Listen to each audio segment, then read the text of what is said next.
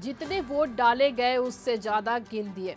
पाकिस्तान के अजब गजब चुनाव। सोशल मीडिया पर दुनिया मजे ले रही है और इसके कारण है। दरअसल पूर्व प्रधानमंत्री नवाज शरीफ को विजेता घोषित कर दिया गया।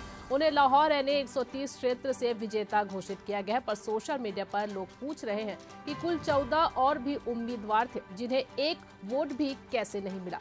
कम से कम उन उम्मीदवारों के परिवार वाले तो होंगे जो उन्हें वोट दिए होंगे।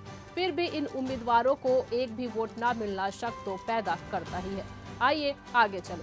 अगर इस तथ्य पर गौर ना भी करें तो भी एक और मजे की बात सामने आई है, वो ये कि नवाज शरीफ के क्षेत्र में कुल वोट पड़े हैं 2,93,693, लेकिन चुनाव आयोग की टीम ने इससे ज्यादा यानी 2,94,033 वोट गिन दिए हैं। अब लोग पूछ रहे हैं कि जितने वोट डाले हैं उससे ज्यादा वोट कैसे गिन दिए गए हैं।